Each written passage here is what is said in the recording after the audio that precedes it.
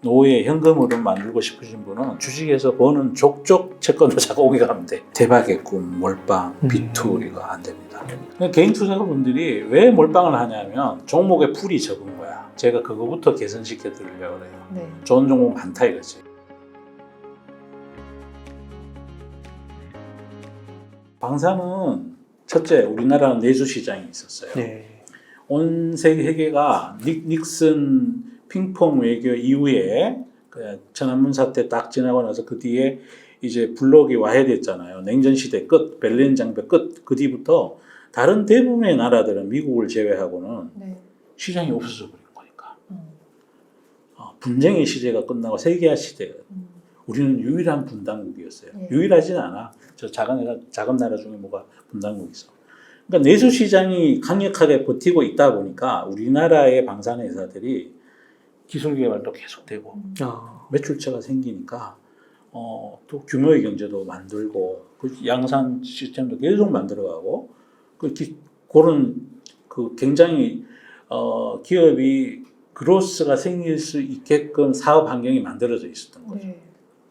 그게 가장 중요하고 두 번째는 우리나라가 방산의 기반 기술이 차, 반도체, 전기전자, 철판, 재료, 공학 이런 쪽에 우리나라가 차도 잘하고 반도체 잘하고 재료, 포스코 철강은 전 세계에서 품질 기준 넘버원이에요. 네. 다 가졌네요. 다 가집니다. 수직 계열. 네, 수직계열.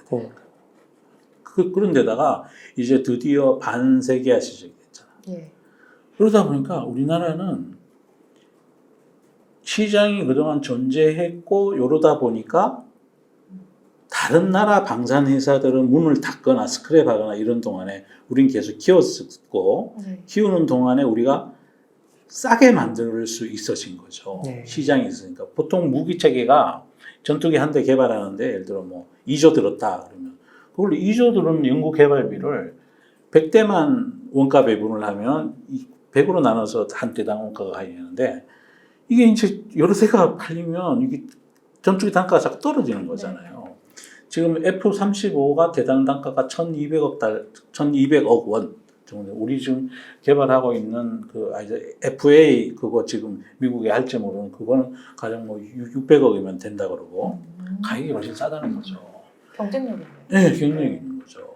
그리고 또 하나가 이제 전쟁이 끝나고 난 다음에 무기가 오면 소용이 없는 거잖아요. 이게 지금 급해졌다고 지금. 급해졌.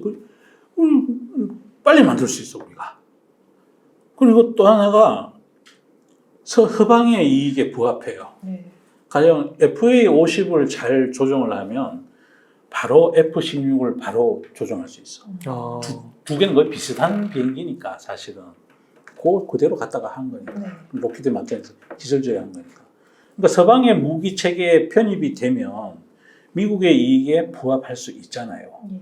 그럼 가령 필리핀이다, 인도네시아다, 소위 우리 제3세계라 그랬던 그 국제 정치 무대에서 그다음 페루다, 뭐 저 콜롬비아다, 뭐 이집트다, 뭐 이런 제3세계 국가들이 있잖아요. 예전에 냉전 시대 얘기죠.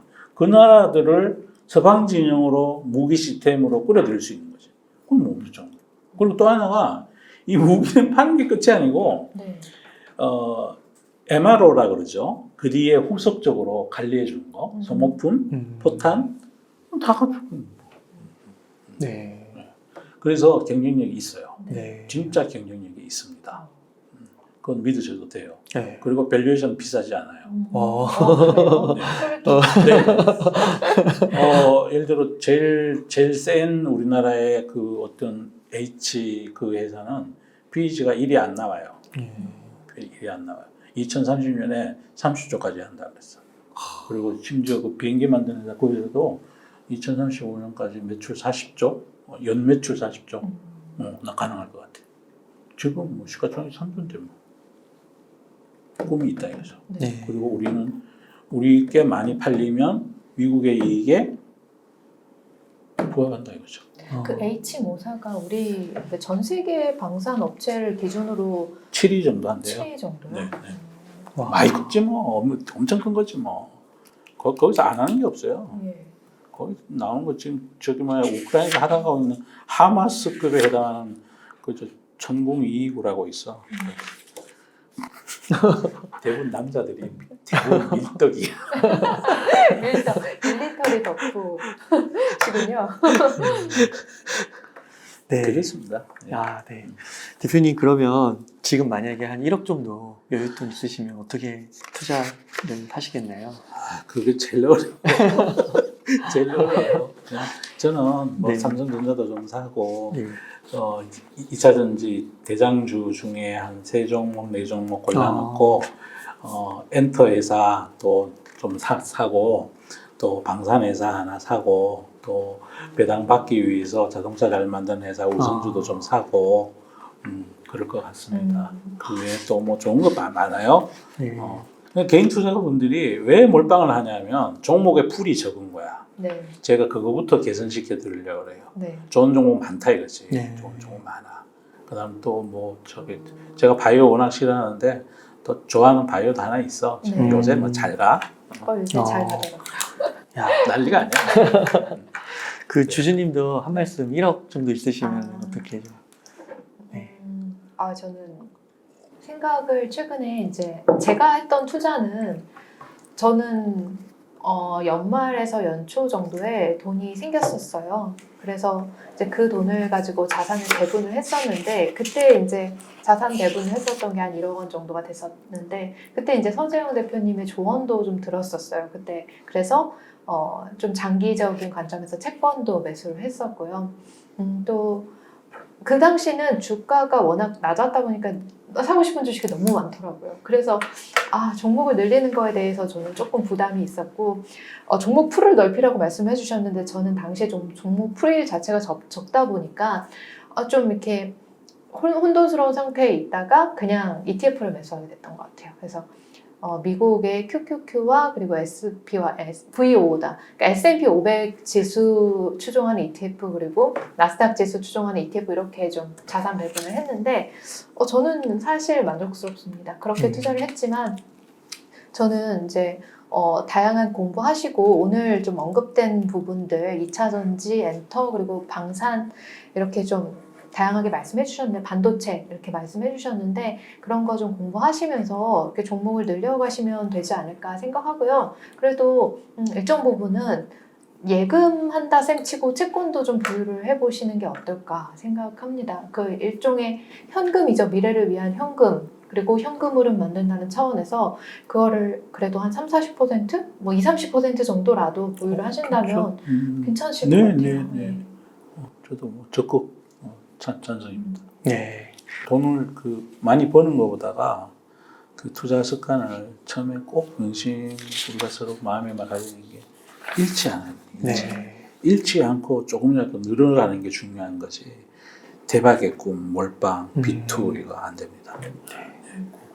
그래서 채권 좋습니다. 네. 정기금 금리는 3점 몇 프로 다 떨어졌는데 채권은 뭐 지금도 진짜 저희가 절대로 안 망할 것 같은데 막 4.7% 8%짜리 맞아요. 주도룩해요. 지금도 그런 거 있어요. 예. 그런데다 금리까지 앞으로 만약에 떨어지게 되면 잠재 성장률이 떨어질 거 아닙니까? 경기 침체라 그러니까 GDP 성과 떨어지고 인플레이션 때문에 금리가 올라가면 정기금 해놓은 건 원금이 안 늘어난다니까요.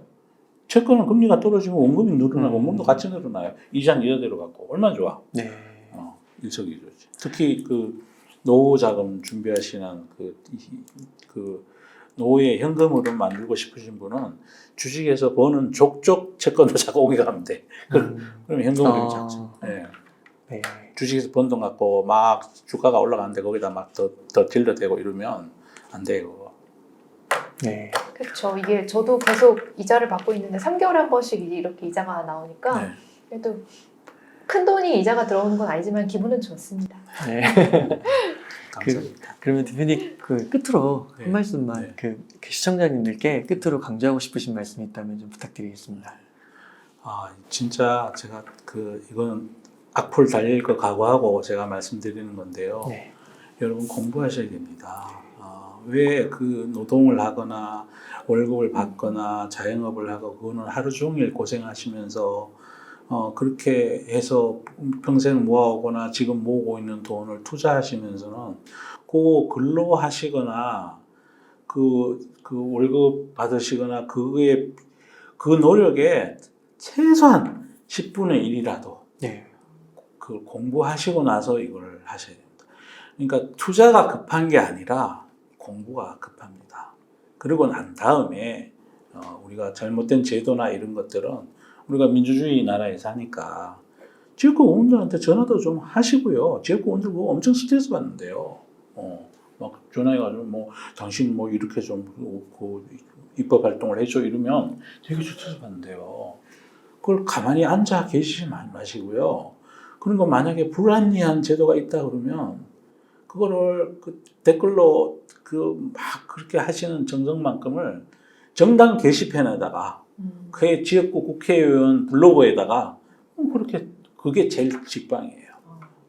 공부하시기 바랍니다. 공부하시고 그리고 우리는 민주주의 나라니까 법을 정하는 건 누구다?